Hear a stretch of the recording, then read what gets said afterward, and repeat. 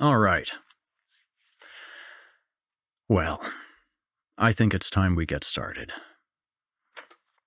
So, it is Thursday, October 27th. I am Eric Peabody, and I am the narrator and host of Horror Hill. Horror Hill is a weekly podcast and YouTube series, I suppose you could call it, going over horror fiction and strange fiction that's sourced from the internet. I've worked with Chilling Tales for Dark Nights, the company that runs it, for several years, and I've been the host of Horror Hill since earlier this year.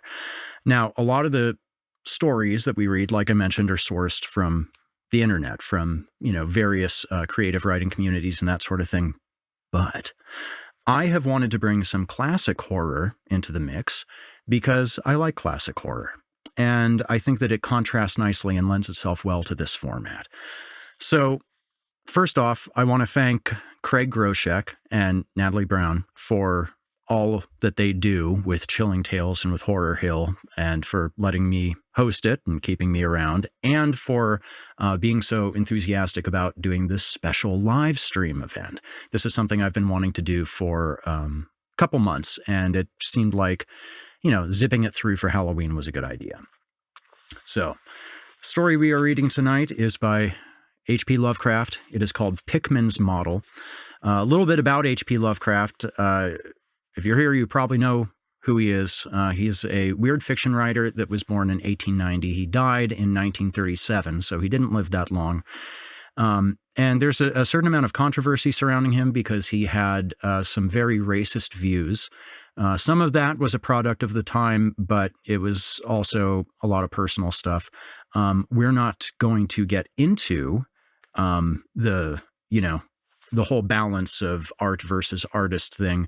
But what I will say, this story was picked, A, because it's a lot of fun and is really creepy, but B, it is largely devoid of Lovecraft's racism.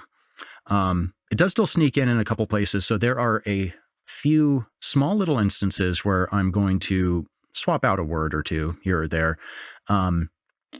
Not in the sense of censorship, but because I want the story to be able to be enjoyed today as it likely would have been enjoyed back when it was published. I want to give two shout-outs first. First off, if you're interested in H.P. Lovecraft and or you like this story, I highly recommend going and checking out another podcast called the H.P. Lovecraft Literary Podcast. It's been going since 2009, covers all of his stuff in the context of what was going on in the world at the time, his life, all that. It's very illuminating, and it's a great way to get through his stories, which can sometimes be bogged down with overly verbose writing. Secondarily, simplyscarypodcast.com is kind of the host network for the show Horror Hill. And one of the benefits of this live event today is we don't have any ads. I know that one of the comments we get on the videos is that there are more ads than people want, which I hope they understand that the money from the ads is how the show gets made. But at the same point, if you want to go to simplyscarypodcast.com, I believe there is a link at the bottom right of the screen there. For $5 a month, if you want to sign up to their Patreon, you can get ad-free editions of the episode. Anyway, I guess I lied because there's your ad right there. Anyway, this is Horror Hill. I'm your host, Eric Peabody, and tonight we are covering the story Pickman's Model by H.P. Lovecraft. So let's jump into it.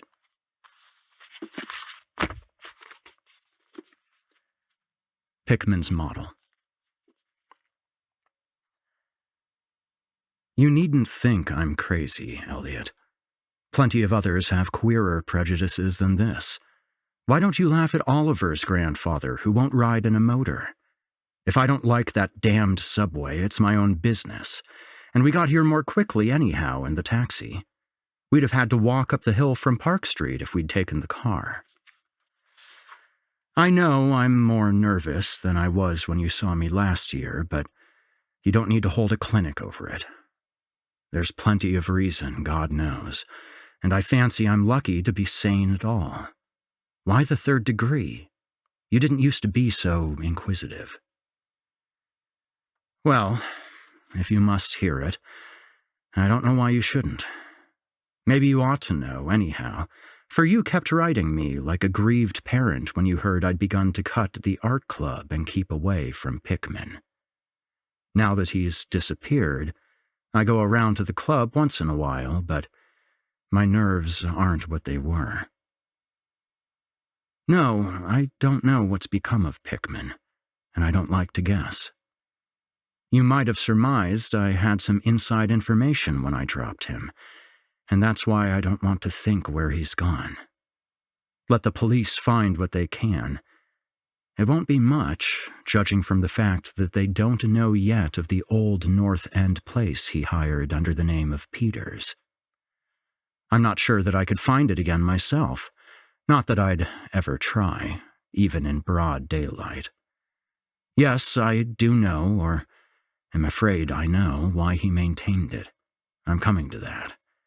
And I think you'll understand before I'm through why I don't tell the police. They would ask me to guide them, but I couldn't go back there even if I knew the way. There was something there.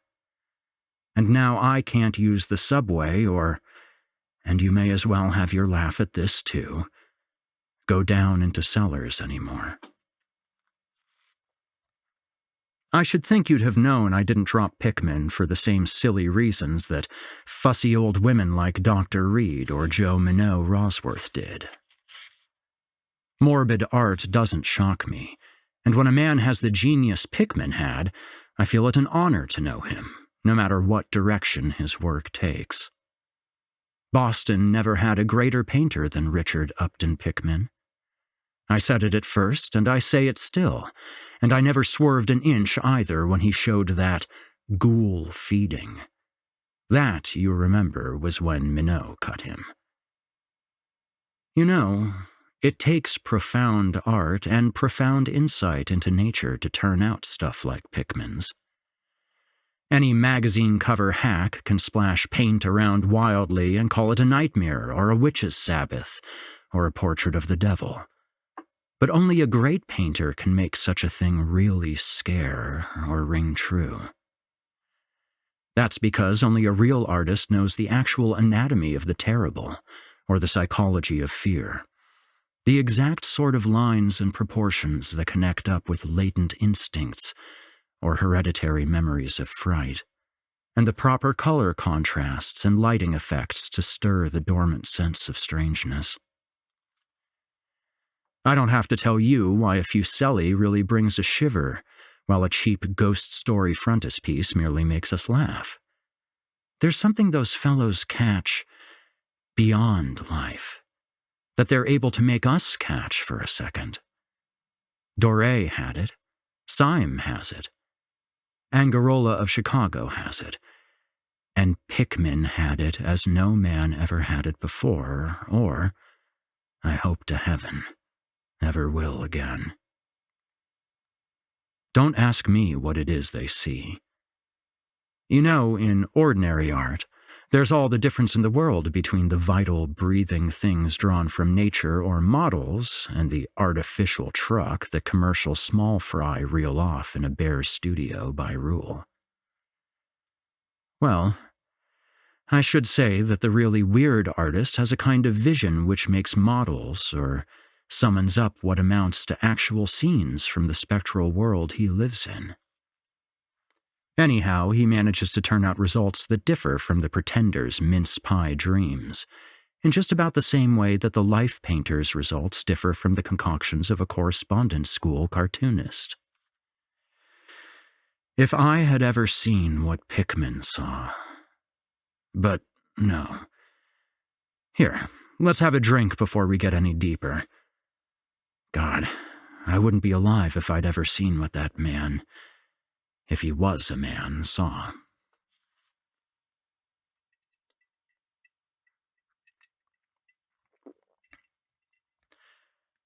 You recall that Pikmin's forte was faces. I don't believe anybody since Goya could put so much of sheer hell into a set of features or a twist of expression. And before Goya, you have to go back to the medieval chaps, who did the gargoyles and chimeras on Notre Dame and Mont Saint-Michel. They believed all sorts of things, And maybe they saw all sorts of things too, for the Middle Ages had some curious phases. I remember your asking Pikmin yourself once, the year before you went away, wherever in thunder he got such ideas and visions. Wasn't that a nasty laugh he gave you? It was partly because of that laugh that Reed dropped him. Reed, you know, had just taken up comparative pathology and was full of pompous, inside stuff about the biological or evolutionary significance of this or that mental or physical symptom. He said that Pikmin repelled him more and more every day, and almost frightened him toward the last. That the fellow's features and expression were slowly developing in a way he didn't like, in a way that wasn't human. He had a lot of talk about diet, and said Pikmin must be abnormal and eccentric to the last degree. I suppose you told Reed, if you and he had any correspondence over it, that he'd let Pikmin's paintings get on his nerves or harrow up his imagination. I know I told him that myself. Then. But keep in mind that I didn't drop Pikmin for anything like this. On the contrary, my admiration for him kept growing, for that ghoul feeding was a tremendous achievement. As you know, the club wouldn't exhibit it, and the Museum of Fine Arts wouldn't accept it as a gift, and I can add that nobody would buy it, so Pikmin had it right in his house till he went. Now his father has it in Salem. You know Pikmin comes of old Salem stock, and had a witch ancestor hanged in 1692.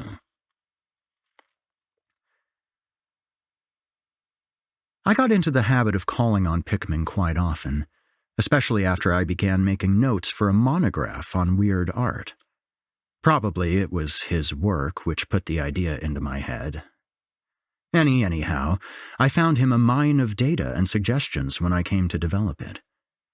He showed me all the paintings and drawings he had about, including some pen and ink sketches that would, I verily believe, have got him kicked out of the club if many of the members had seen them. Before long, I was pretty nearly a devotee, and would listen for hours like a schoolboy to art theories and philosophic speculations wild enough to qualify him for the Danvers Asylum. My hero worship, coupled with the fact that people generally were commencing to have less and less to do with him, made him get very confidential with me, and one evening he hinted that if I were fairly closed-mouthed and none too squeamish, he might show me something rather unusual, something a bit stronger than anything he had in the house. You know, he said, there are places that won't do for Newbury Street.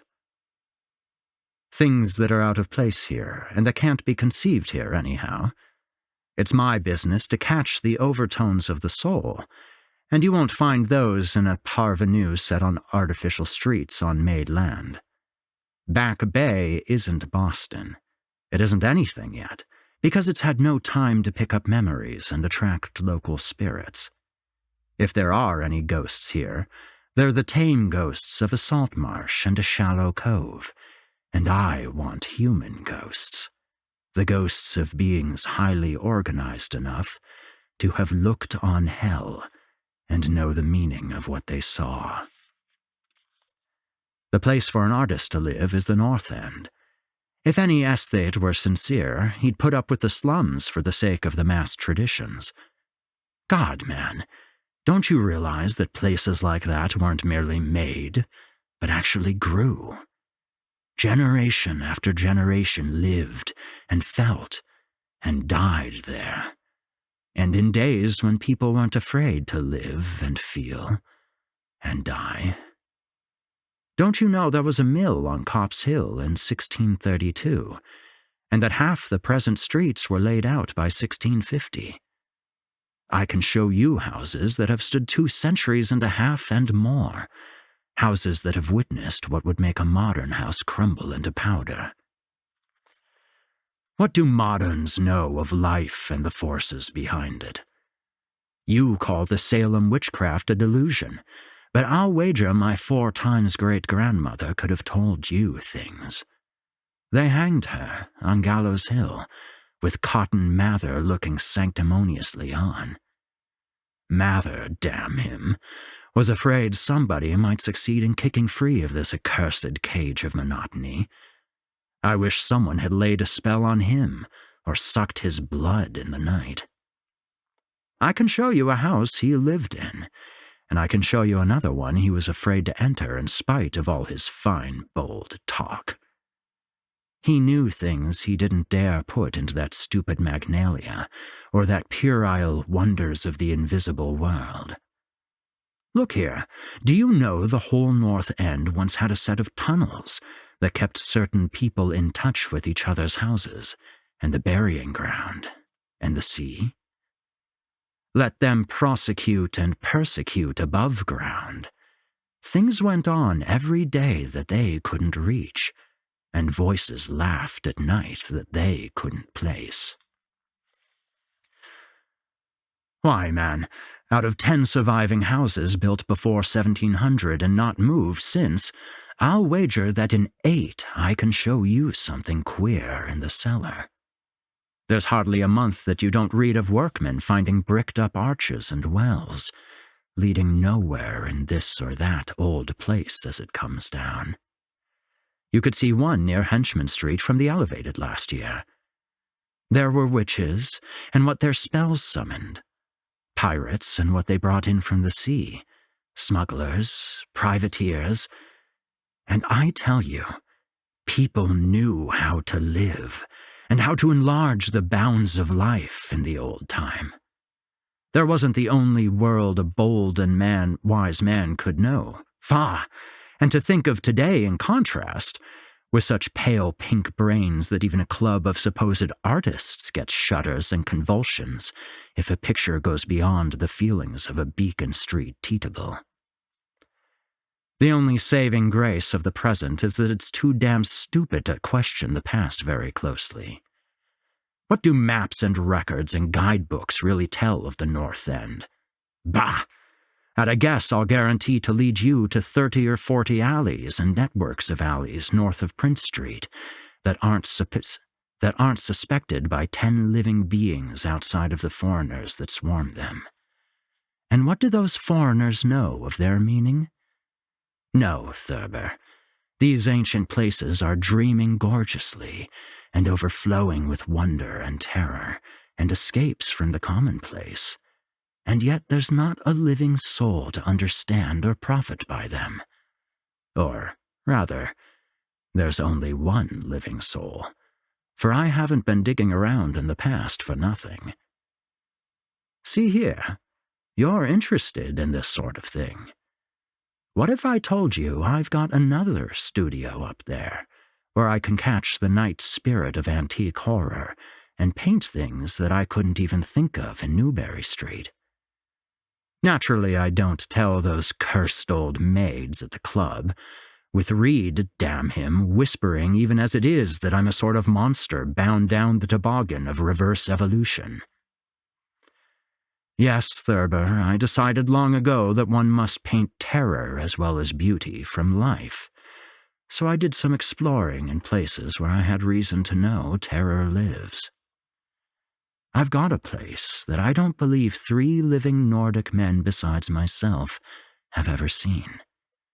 It isn't so very far from the elevated as distance goes, but it's centuries away as the soul goes.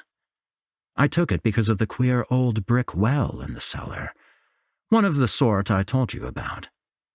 The shack's almost tumbling down, so that nobody else would live there, and I'd hate to tell you how little I pay for it. The windows are boarded up, but I like that all the better, since I don't want daylight for what I do.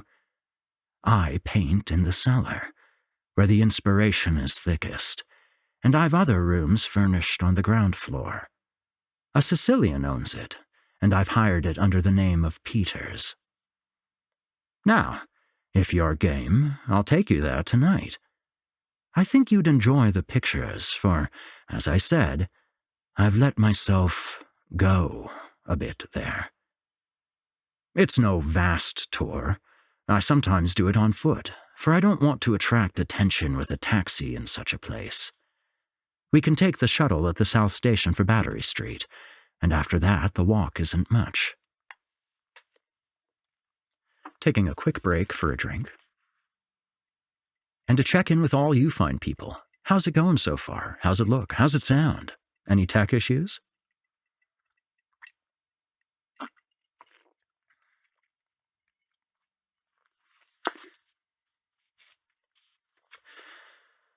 Well, Elliot, there wasn't much for me to do after that harangue but to keep myself from running instead of walking for the first vacant cab we could sight. We changed to the elevated at the South Station, and at about 12 o'clock had climbed down the steps at Battery Street and struck along the old waterfront past Constitution Wharf. I didn't keep track of the cross streets, and can't tell you yet which it was we turned up, but I know it wasn't Greenough Lane. When we did turn, it was to climb through the deserted length of the oldest and dirtiest alley I ever saw in my life, with crumbling-looking gables, broken small-paned windows, and archaic chimneys that stood out half-disintegrated against the moonlit sky. I don't believe there were 3 houses in sight that hadn't been standing in Cotton Mather's time. Certainly I glimpsed at least 2 with an overhang, and once I thought I saw a peaked roofline of the almost forgotten pre-gambrel type, though antiquarians tell us there are none left in Boston. From that alley, which had a dim light, we turned to the left into an equally silent and still narrower alley with no light at all, and in a minute made what I think was an obtuse angled bend toward the right in the dark. Not long after this, Pikmin produced a flashlight and revealed an antediluvian 10-paneled door that looked damnably worm-eaten. Unlocking it, he ushered me into a barren hallway with what was once splendid dark oak paneling. Simple, of course, but thrillingly suggestive of the times of Andros and Phipps and the witchcraft. Then he took me through a door on the left, lighted an oil lamp, and told me to make myself at home. Now, Elliot, I'm what the man in the street would call fairly hard-boiled, but I'll confess that what I saw on the walls of that room gave me a bad turn. They were his pictures, you know, the ones he couldn't paint or even show in Newbury Street. And he was right when he said he had let himself go. Here, have another drink. I need one anyhow.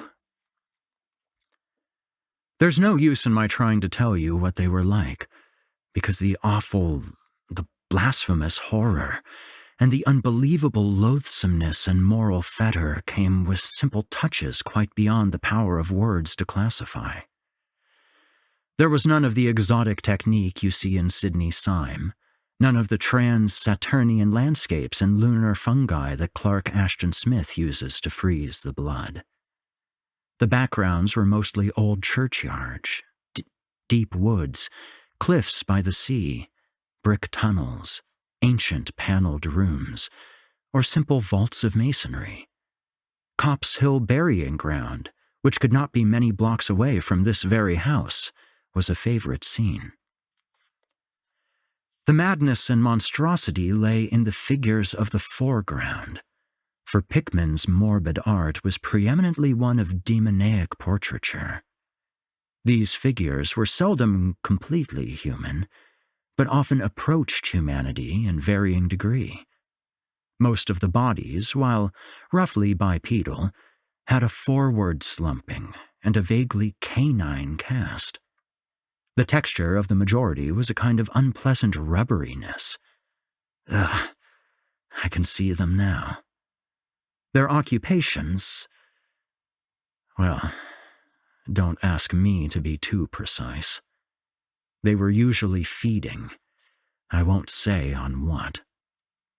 They were sometimes shown in groups in cemeteries or underground passages, and often appeared to be in battle over their prey, or rather their treasure trove.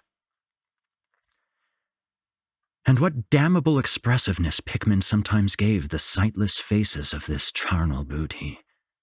Occasionally, the things were shown leaping through open windows at night, or squatting on the chests of sleepers, worrying at their throats. One canvas showed a ring of them baying about a hanged witch on Gallows Hill, whose dead face held a close kinship to theirs. But don't get the idea that it was all this hideous business of theme and setting which struck me faint. I'm not a 3-year-old kid, and I'd seen much like this before. It was the faces, Elliot. Those accursed faces that leered and slavered out of the canvas with the very breath of life. My God, man, I verily believe they were alive. That nauseous wizard had waked the fires of hell in pigment, and his brush had been a nightmare-spawning wand. Give me that decanter, Elliot. There was one thing called the lesson. Heaven pity me that I ever saw it. Listen, can you fancy a squatting circle of nameless dog-like things in a churchyard, teaching a small child how to feed like themselves? The price of a changeling, I suppose. You know the old myth about how the weird people leave their spawn in cradles in exchange for the human babies they steal. Pikmin was showing what happens to those stolen babies, how they grow up. And then I began to see a hideous relationship in the faces of the human and non-human figures. He was, in all his gradations of morbidity between the frankly non-human and the degradedly human, establishing a sardonic linkage and evolution. The dog things were developed from mortals. And no sooner had I wondered what he made of their own young as left with mankind in the form of changelings, than my eye caught a picture embodying that very thought. It was that of an ancient Puritan interior, a heavily beamed room with lattice windows, a subtle and clumsy 17th-century furniture, with the family sitting about while the father read from the scriptures. Every face but one showed nobility and reverence, but that one reflected the mockery of the pit. It was that of a young man in years, and no doubt belonged to a supposed son of that pious father, but in essence it was the kin of the unclean things. It was their changeling, and in a spirit of supreme irony, Pikmin had given the features a very perceptible resemblance to his own. By this time, Pikmin had lighted a lamp in an adjoining room and was politely holding open the door for me, asking me if I would care to see his modern studies. I hadn't been able to give him much of my opinions. I was too speechless with fright and loathing. But I think he fully understood and felt highly complimented. And now, I want to assure you again, Elliot, that I am no mollycoddle to scream at anything which shows a bit of departure from the usual. I'm middle-aged and decently sophisticated, and I guess you saw enough of me in France to know I'm not easily knocked out. Remember, too, that I'd just about recovered my wind and gotten used to these frightful pictures which turned colonial New England into a kind of annex of hell. Well, in spite of all this, that next room forced a real scream out of me, and I had to clutch at the doorway to keep from keeling over. The other chamber had shown a pack of ghouls and witches overrunning the world of our forefathers, but this one brought the horror right into our own daily life. God, how that man could paint.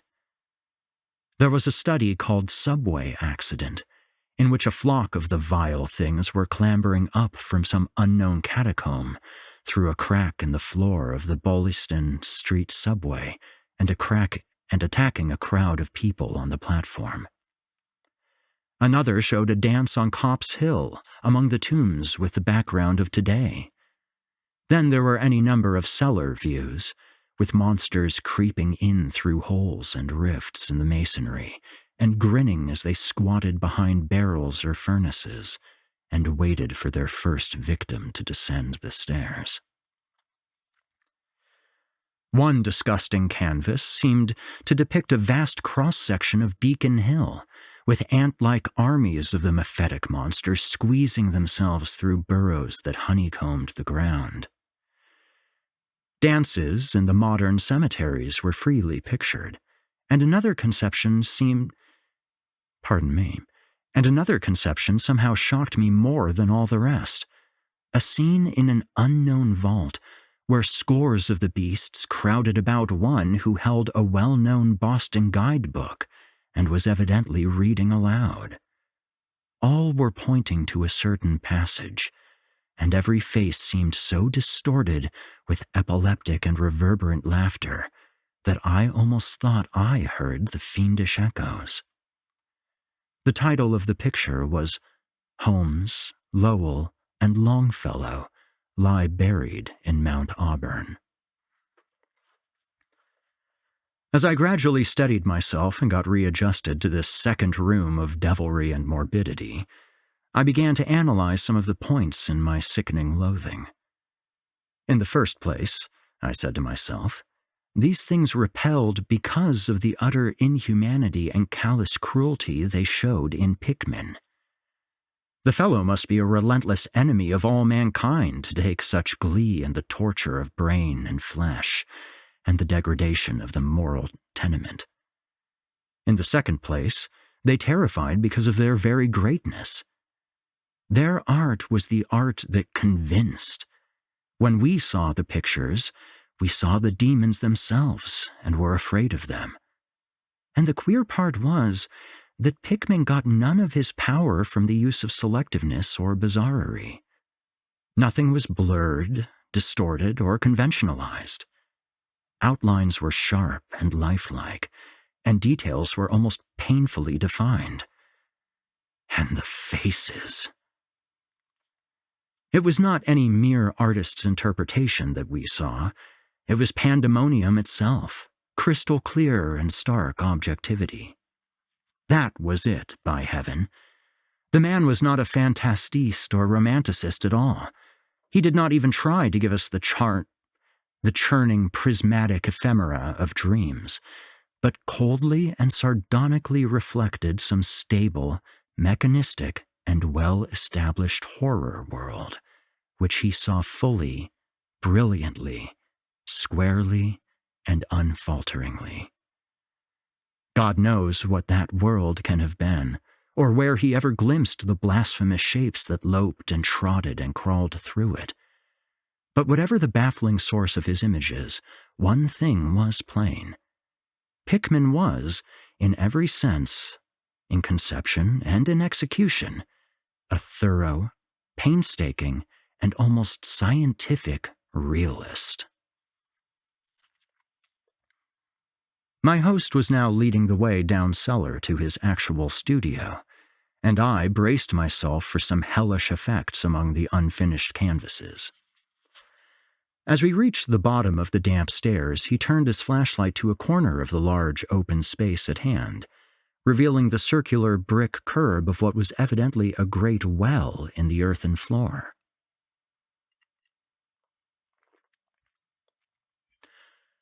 We walked nearer, and I saw that it must be 5 feet across, with walls a good foot thick and some 6 inches above the ground level. Solid work of the 17th century, or I was much mistaken. That, Pickman said, was the kind of thing he had been talking about, an aperture of the network of tunnels that used to undermine the hill.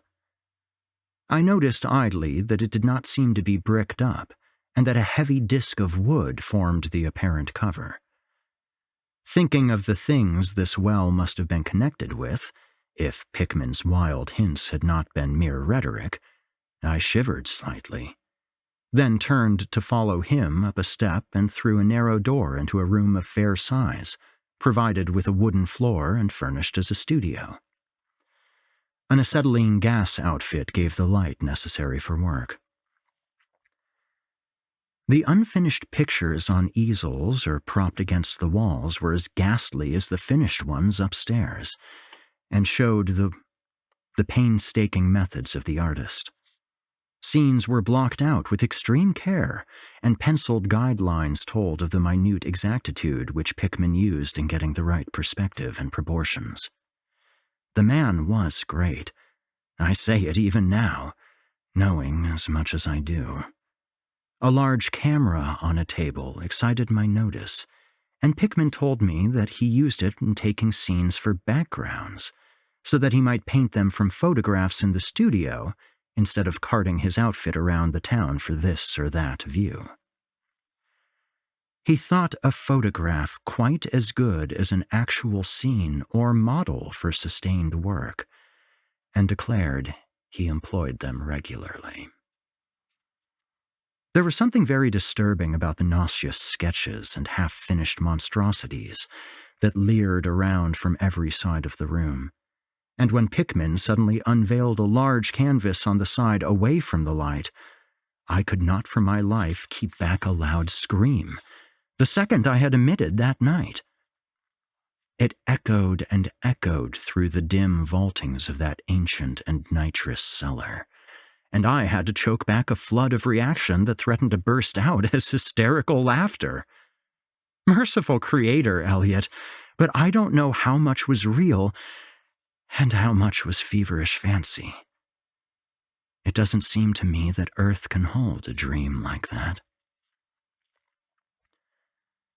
It was a colossal and nameless blasphemy, with glaring red eyes, and it held, in bony claws, a thing that had been a man, gnawing at the head as a child nibbles at a stick of candy.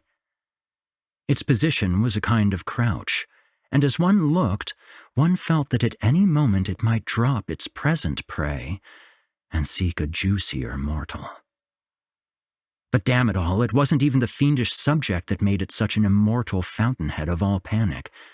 Not that, nor the dog face with its pointed ears, bloodshot eyes, flat nose, and drooling lips. It wasn't the scaly claws, nor the mold-caked body, nor the half-hooved feet. None of these, though any one of them might well have driven an excitable man to madness. It was the technique, Elliot. The cursed, the impious, the unnatural technique. As I am a living being, I never elsewhere saw the actual breath of life so fused into a canvas. The monster was there. It glared and gnawed, and gnawed and glared. And I knew that only a suspension of nature's laws could ever let a man paint a thing like that without a model, without some glimpse of the nether world which no mortal unsold to the fiend has ever had. Pinned with a thumbtack to a vacant part of the canvas was a piece of paper, now badly curled up. Probably, I thought, a photograph from which Pickman meant to paint a background as hideous as the nightmare it was to enhance. I reached out to uncurl and look at it, when suddenly I saw Pickman start, as if shot. He had been listening with peculiar intensity ever since my shocked scream had waked unaccustomed echoes in the dark cellar, and now he seemed struck with a fright which, though not comparable to my own, had in it more of the physical than of the spiritual. He drew a revolver and motioned me to silence, then stepped out into the main cellar and closed the door behind him. I think I was paralyzed for an instant. Imitating Pickman's listening, I fancied I heard a faint scurrying sound somewhere, and a series of squeals or bleats in a direction I couldn't determine. I thought of huge rats and shuddered. Then there came a subdued sort of clatter, which somehow set me all in gooseflesh, a furtive, groping kind of clatter, though I can't attempt to convey what I mean in words. It was like heavy wood falling on stone or brick. Wood on brick. What did that make me think of? It came again, and louder. There was a vibration as if the wood had fallen farther than it had fallen before. After that followed a sharp grating noise, a shouted gibberish from Pikmin, and the deafening discharge of all 6 chambers of a revolver, fired spectacularly as a lion tamer might fire in the air for effect. A muffled squeal or squawk, and a thud. Then more wood and brick grating, a pause, and the opening of the door, at which I'll confess I started violently. Pikmin reappeared with his smoking weapon, cursing the bloated rats that infested the ancient well. "The deuce knows what they eat, Thurber," he grinned. "For those archaic tunnels touched graveyard and witch den and sea coast. But whatever it is, they must have run short, for they were devilish anxious to get out. Your yelling stirred them up, I fancy. Better be cautious in these old places. Our rodent friends are the one drawback, though I sometimes think they're a positive asset by way of atmosphere and color." Well, Elliot, that was the end of the night's adventure. Pikmin had promised to show me the place, and heaven knows he had done it. He led me out of that tangle of alleys in another direction, it seems, for when we sighted a lamppost, we were in a half-familiar street with monotonous rows of mingled tenement blocks and old houses. Charter Street, it turned out to be, but I was too flustered to notice just where we hit it. We were too late for the elevated and walked back downtown through Hanover Street. I remember that walk. We switched from Tremont up Beacon, and Pikmin left me at the corner of Joy, where I turned off. I never spoke to him again. Why did I drop him? Don't be impatient. Wait till I ring for coffee. We've had enough of the other stuff, but I for one need something. No, it wasn't the paintings I saw in that place, though I'll swear there were enough of them, enough to get him ostracized in 9/10 of the homes and clubs of Boston. And I guess you won't wonder why I have to steer clear of subways and cellars now.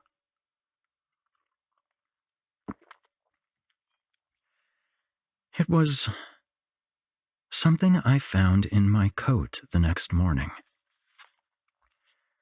You know, the curled-up paper tacked to that frightful canvas in the cellar. The thing I thought was a photograph of some scene he meant to use as a background for that monster. That last scare had come while I was reaching to uncurl it, and it seems that I had vacantly crumpled it into my pocket. Oh, but here's the coffee. Take it black, Elliot, if you're wise.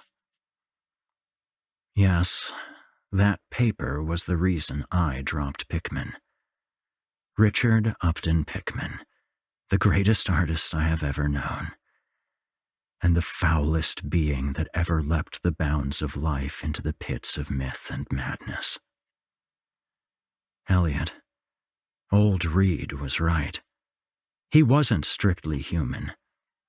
Either he was born in strange shadow, or he'd found a way to unlock the forbidden gate. It's all the same now, for he's gone, back into the fabulous darkness he loved to haunt. Here, let's have the chandelier going. Don't ask me to explain or even conjecture about what I burned. Don't ask me either what lay behind that mole-like scrambling Pikmin was so keen to pass off as rats. There are secrets, you know, which might have come down from old Salem times, and Cotton Mather tells even stranger things. You know how damned lifelike Pikmin's paintings were, how we all wondered where he got those faces. Well, that paper wasn't a photograph of any background, after all. What is showed was simply the monstrous being he was painting on that awful canvas. It was the model he was using, and its background was merely the wall of the cellar studio in minute detail. But, by God, Elliot, it was a photograph from life. And that was Pickman's Model by H.P. Lovecraft. Thank you for enjoying this special live-streamed Horror Hill event. I hope that you enjoy the show. You can check it out for free on YouTube at the Chilling Tales for Dark Nights YouTube channel. I also highly recommend, if you're interested, you can go to www.simplyscarypodcast.com and in the menu select Patrons, and you, for $5 per month, can get ad-free editions of the Horror Hill podcast, as well as a number of other podcasts on the same network, and episodes dating back, I believe, over 10 years.